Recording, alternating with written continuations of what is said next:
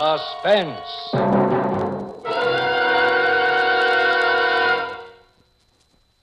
In hotels, restaurants, and homes of distinction, wherever hospitality is a gracious art, the best serve Cresta, Blanca, Cresta Blanca. Cresta Blanca. Yes, the famous name of Cresta Blanca is a symbol of good taste wherever distinguished people gather. When you serve superb Cresta Blanca California wines, you pay guests the truest compliment a host can offer. Distinguish your dinner table by serving Cresta Blanca Burgundy or Cresta Blanca Sauterne, yours to enjoy for gracious dining. Shenley's Cresta Blanca Wine Company, Livermore, California. And now, Shenley brings you Gloria Swanson as star in radio's outstanding theater of thrills, Suspense. presented by Roma. That's Roma. Roma Wines for your everyday pleasure. Tonight, Roma Wines of Fresno, California bring you Gloria Swanson in Murder by the Book, a suspense play produced, edited, and directed for Shenley by William Spear for Suspense.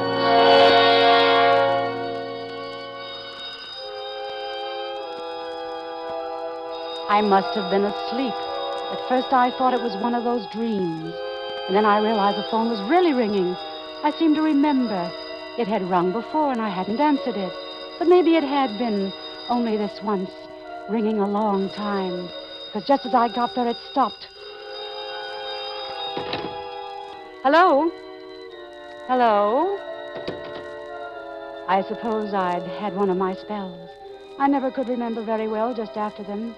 But I know I'd been working or trying to. It was my latest, and I thought it would be my best. It was about a woman who kills her husband. But I'd had all kinds of trouble with the end. Everything was all right up until the explanation, how she did it. I knew, of course, but somehow I just couldn't write it. It wouldn't gel. It had been going on like that for some weeks. Then today, I must have had another spell. I'd been having them ever since the accident. Ever since Ned was drowned. They'd begin with headaches. It would get worse and worse, and I'd lie down. And when I'd wake up, I wouldn't remember for a while. Sometimes when I woke up, I wouldn't even be in the same place. Instead of lying on the couch or on my bed, I'd be sitting up in a chair or at my typewriter. Once I even found myself sitting in a car out in the garage. It was a strain of everything, of course. That's why I'd started going to Dr. Winter. And now it seemed as though my poor nerves were fated, one shock after another. Because now, Dr. Winter was dead. You see, he'd been murdered.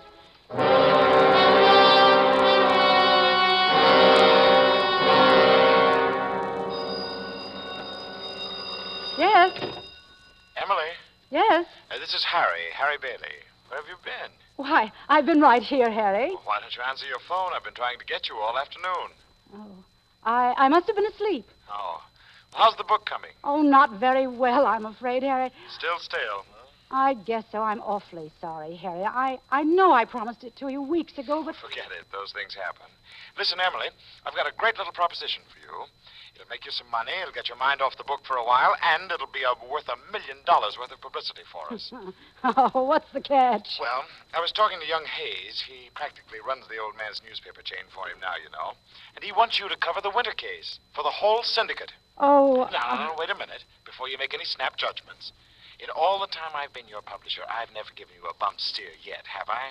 But, Harry, I'm not a reporter. That's just it. You write it from your point of view. The way it looks to the country's foremost woman detective story writer. The clues, the evidence, how it all fits together. Truth is stranger than fiction and so on. You see what I mean? Well, I don't know. You see, I was a patient of his, Harry. All right, all the better. Famous man murdered in small resort town. Just so happens famous woman mystery writer lived in same small town. Even was murdered man's patient. Knows everybody by their first names, and so forth and so on. Emily, this will put your name in headlines in every city in the country. I know. That's the trouble. Oh, you see, well, what will Cora say? Well, Well, why? What's it to Cora? Well, I'll grant you she may have had a slightly exaggerated idea of his importance, but after all, she was his man Friday for the past year. And now to have her own mother, stepmother anyway, writing it all up in the papers and making capital out of it. Don't be silly, Emily. Somebody's got to write it, and you'll do it with sympathy and honesty and understanding. What's the greatest thing that could happen as far as getting a fair break in the papers is concerned? And it's a chance in a lifetime for you, Emily, no kidding. Oh, I'd like to.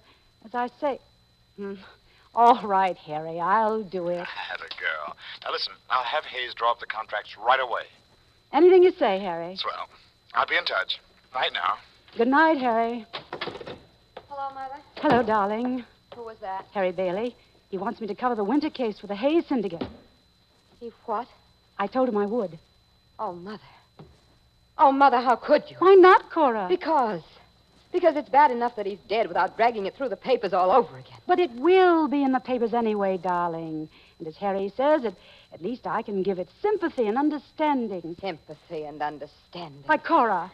Please, Mother, please don't do it. Stay out of it. We'll only get more heartaches out of it, that's all. Why, Cora? Why, you almost sound as though you were afraid. Are you afraid of anything? Afraid? All right, then maybe I am. Maybe that's just what I am. Afraid.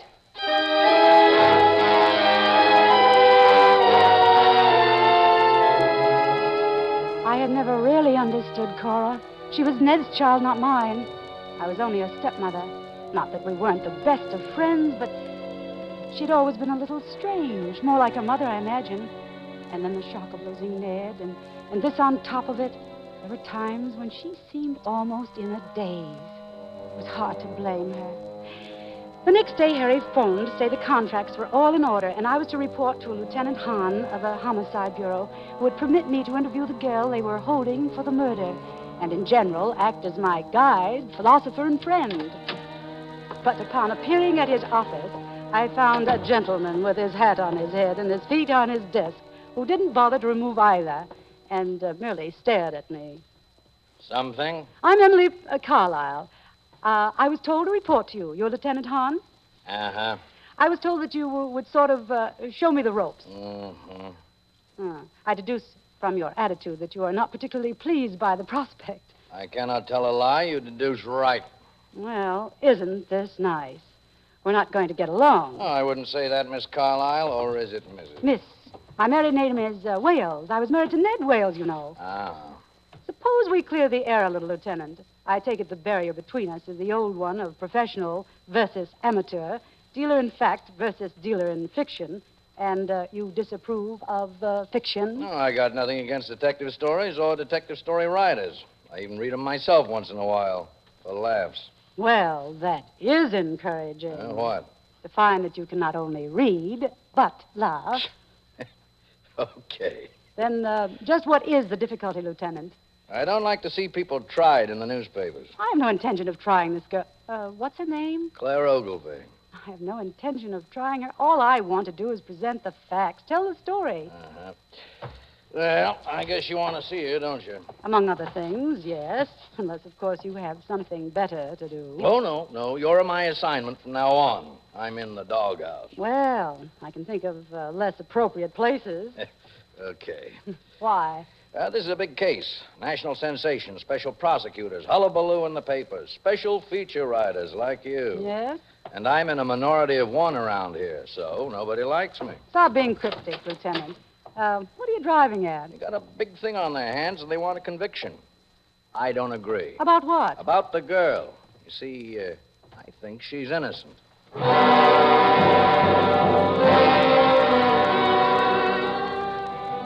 That was interesting. The girl was even more interesting. She was about 25, a pretty girl, and she was lying on her bunk in the cell, staring up at the one dim light in the ceiling. She didn't even look around when I came in. This is Miss Emily Carlyle, the writer, Claire. She wants to talk to you. I'll be back after a while, Miss Carlyle. Go away. Leave me alone. I can't, Clara. I have a job to do. That makes you different, I suppose. No, but I still have a job to do. That's what they all say. They've got a job to do. On me. Who's trying to do a job on you, Claire? A lot of smart people who make their living at it, like you. You mean that they're trying to say that you killed him and you didn't? I loved him, you fool. Why would I kill him? Why would I kill him? Why did you confess to killing him? He was dead, wasn't he? What difference did it make? That's what they wanted me to say, so what difference did it make? Then you didn't kill him.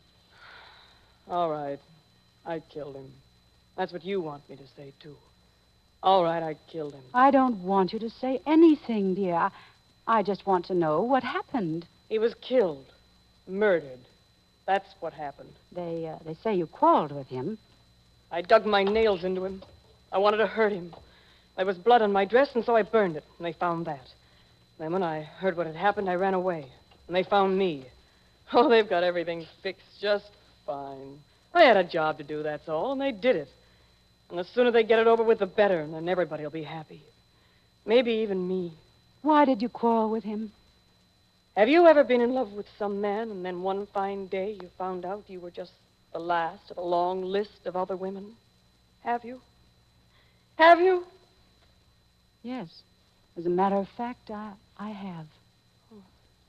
Well, then you know why I quarreled with him. Yes. All right, then, and I'll tell you something else, too. I didn't kill him, but now I wish I had. Do you hear me? I wish I had!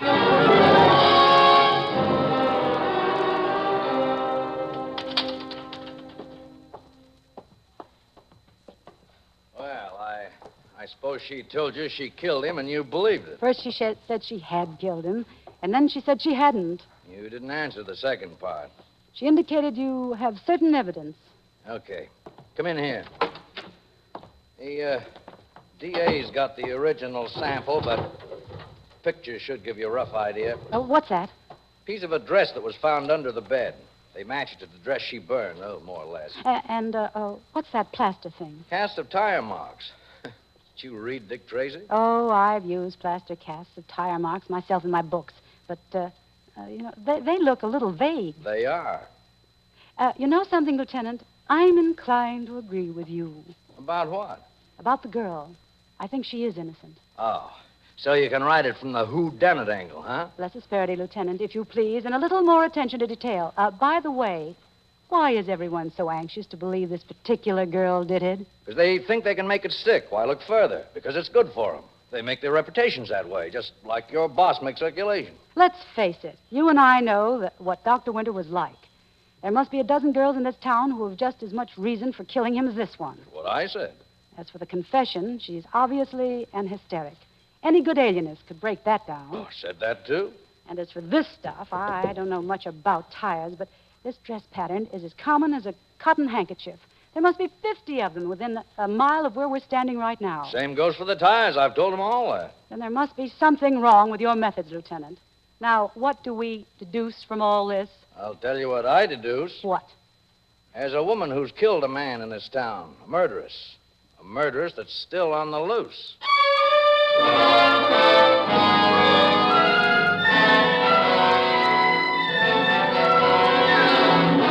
For Suspense, Roma Wines are bringing you Gloria Swanson in Murder by the Book. Roma Wines' presentation tonight in radio's outstanding theater of thrills, Suspense.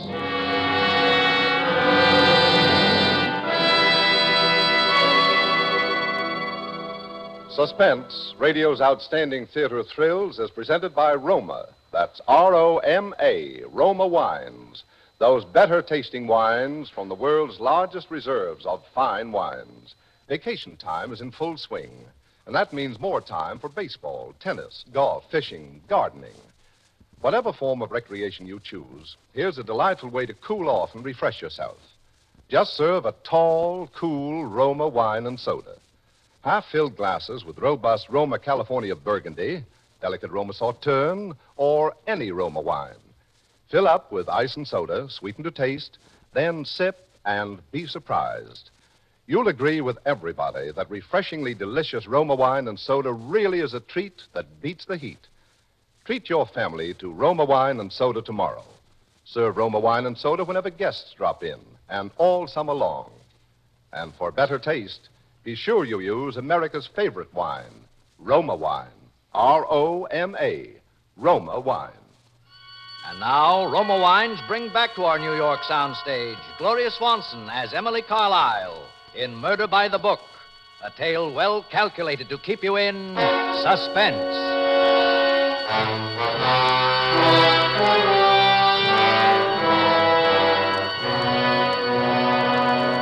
At first, I was quite excited about the whole thing, about covering a murder case, I mean. It was good for me. It took my mind off myself, the book I should have been finishing and couldn't. And poor Ned being drowned last summer. That had been more of a strain than even I realized. I knew that now. Not that I wasn't terribly fond of Ned, but we hadn't been as close as we once were. But it had been a shock. That's why I'd been going to Dr. Winter myself.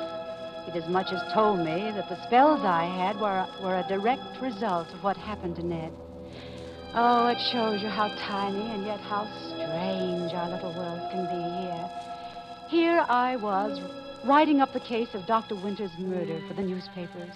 Of course, right away I discovered that the evidence against the girl they were holding was all circumstantial, and Lieutenant Hahn got me prints of the pictures. The piece from the dress they said she was wearing and the tire marks. And I went out to do a little checking of my own. First, I went to Gorman's department store. Actually, it's the only real store for women's things in town. Well, Miss Carlyle, long time no see, eh? What can I do for you? I was wondering if you could identify a dress for me. A certain dress? A dress? Why, sure. What kind of a dress you have in mind? No, I don't want to buy one. I just want to find out about one. A particular dress. This dress that this picture was taken of. That's only a piece of it, of course. Oh, that. Yes. You've sold quite a few of them, haven't you? Say, I hear you're going to write up this winter case for the papers. That right, Miss Carlyle? Why, yes, I am. As a matter of fact, this dress... I know this dress, all right. We've had them last spring. Sold like hotcakes, 4 dozen of them. Did you keep any record of who you sold them to? Could I get a list? No. No complete record. Mostly cash sales, you know. Made up a partial list, that's all, a partial list. Well, that's what I want. That's better than nothing. Going into competition with the police department now, huh? No, I'm trying to help them, Mr. Gorman. If you'll give me... You better see them about that yourself, then. Lieutenant Hahn. Gave him the list 3 weeks ago. You better see him. Oh, I didn't know he had one. He never told me. Cops don't always tell everything they know, eh? You go see Lieutenant Hahn. He's the man you want to see, Lieutenant Hahn.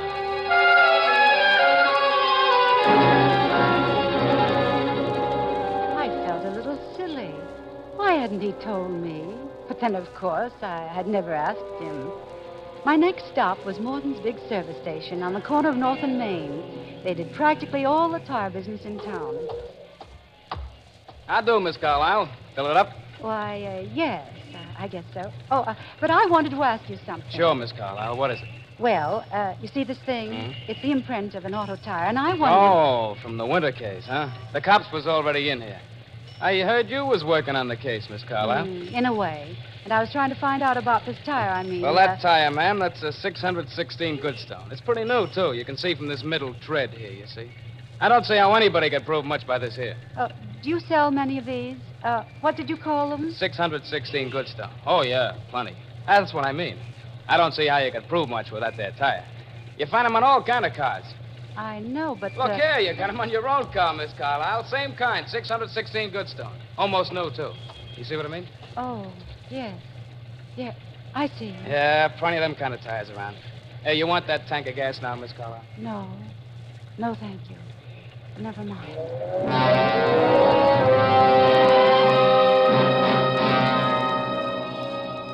It's funny how you never notice things like tires if you're a woman anyway. Ned had always handled things like that, and then afterwards Cora had done it. Cora. And of course, as the boy had said, there were hundreds of tires like it. Hundreds. Cora wasn't home yet, and I wandered around the house and tried to think, but I didn't get very far. I was afraid one of my headaches was coming on. I decided to try and write my first article. But when I sat down at the typewriter, I remembered I hadn't put the cover over it the last time, and it was all dusty. I went to the broom closet and rummaged around in the basket we keep there for old rags. I just started to dust off the typewriter when I noticed it. It's the rag I held in my hand. It wasn't just an ordinary rag. It was a piece of a dress. And it wasn't just an ordinary dress. It had a cute little red and white print pattern. Kind of a dress the police said was worn by the woman who had murdered Dr. Winter.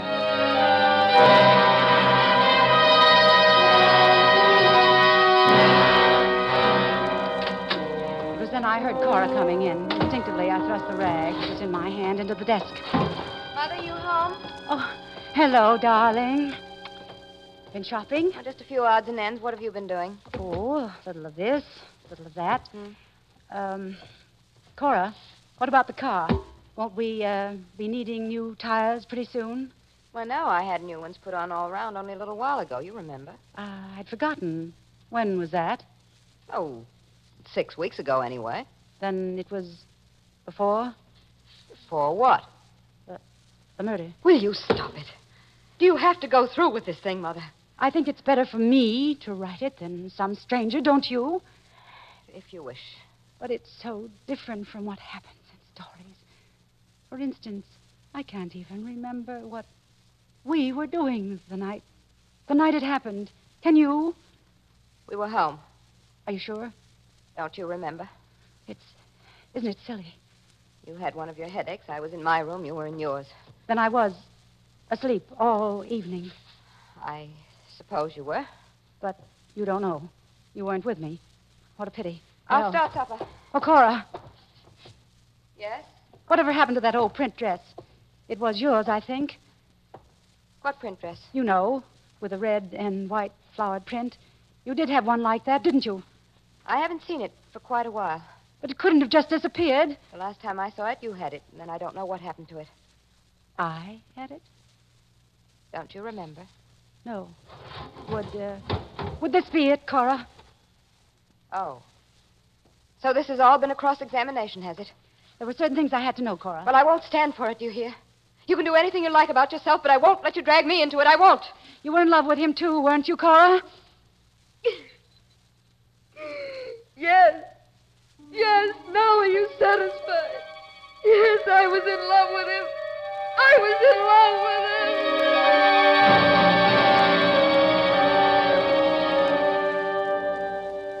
him. When I woke up, the sun was shining, and I was lying on the bed in Cora's room, and Cora was gone. I made some coffee, and then I went down to see Lieutenant Hahn. What's the matter, Miss Carlyle? You look sort of played out. I had rather a restless night. I've been thinking about this thing, Lieutenant. I've been thinking about it a lot. Been doing a little checking up, I hear. Yes, Lieutenant. Why didn't you tell me you had that list about the dresses? Was it because you knew that someone in my house had bought one of those dresses? You're speaking of your stepdaughter, Cora Wales. Yes. We did know it, of course, but we knew the same thing about a couple of dozen other women. It didn't make much difference. Oh. Got any new ideas? Look, Lieutenant, I've been writing a new book, or trying to, about a murder. A woman who kills her husband. I didn't know how to finish it. But now, look, it's all sort of mixed up in my mind, but you know the old theory about a murderer will always return to the scene of the crime. I don't get it. I know. Put it this way. If someone killed because the person they killed knew something, they'd have to kill anyone else who knew that same thing now, wouldn't they? You still going on the theory the Ogilvy girl's innocent? I know she's innocent. You know? That's pretty strong talk, Miss Carlyle. Well, call it woman's intuition. Call it whatever you like. I just know that there's someone. Look, Miss Carlyle, maybe I had you wrong yesterday. I can see you're not kidding about this thing. Not that I pretend to know what you're talking about, but if you've really got something, you better tell Papa. No, I can't. You say you think somebody's going to come back to the scene of the crime. I don't know. I don't know what I think. I just know that. Look, Miss Carlyle, I don't like it. You're upset and you're frightened. No. I want to help you. No. I have to do this my own way. Do what? I don't know. Well, I can't very well use a rubber hose to get it out of you. But I just want you to remember that whatever I do, it's part of my job. What? What's part of your job? To see that nobody else gets killed around here, including you.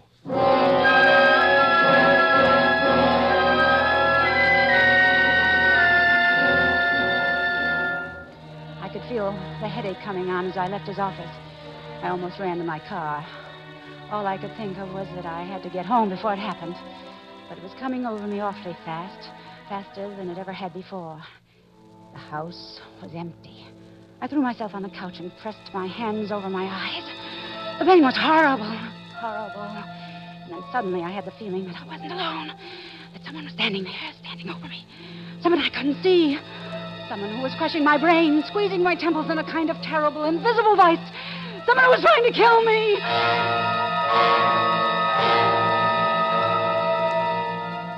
I was having a dream. Another of those horrible dreams. I was dreaming that I'd gone upstairs to Cora's room, and she was there packing her things. She didn't see me or hear me, and I crept into the room very softly. It seemed as though I had a heavy poker or something in my hand. I crept up very softly behind her. I raised the poker, and then she whirled around. She saw me. You knew it wasn't an accident, didn't you? You knew he didn't just drown. You knew I killed your father. I pushed him. And when I went to Dr. Winter, he found out, too. Something buried in my subconscious, he said. And he made me tell him. He told you all that, didn't he? So now I'm going to have to kill you, too, Cora. I'm going to have to kill you!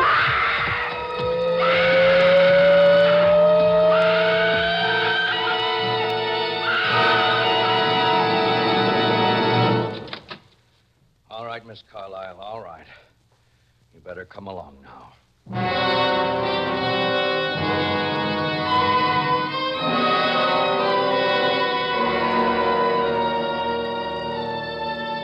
I hear the doctors keep talking about schizophrenia. That's a double personality, you know. They seem to think I did all those things without even knowing it. Drowning Ned. Trying to kill Cora. That's what the spells were, they say. The other personality. Like Dr. Jekyll and Mr. Hyde. But I wish I could talk to Dr. Winter. I went to him first about the spells. He said he could cure me if I told him the truth. Only, of course, I can't talk to him now. He's dead. I killed him.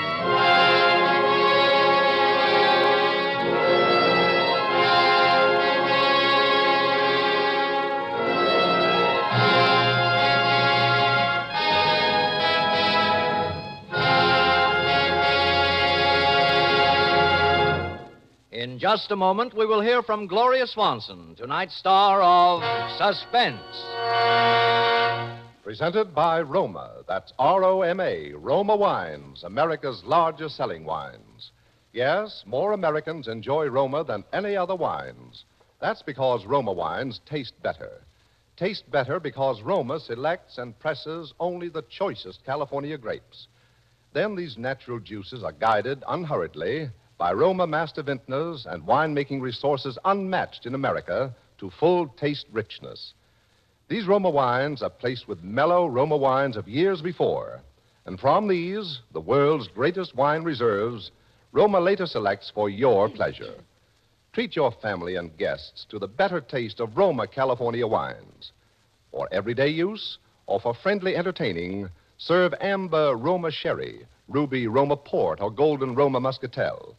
Roma adds so much to your pleasure, and yet now costs so little that you'll want to keep a supply of better-tasting Roma wines on hand. Remember to ask for Roma Wines, America's largest-selling wines. This is Gloria Swanson. It was a great pleasure to appear on tonight's broadcast of Suspense. Next week, Suspense will originate from Hollywood, when Roma Wines will bring you Vincent Price. Good night. Tonight's suspense play was written by Robert L. Richards. Next Thursday, same time, you will hear Mr. Vincent Price as star of Suspense, produced for Shenley by William Spear. This is CBS, the Columbia Broadcasting System.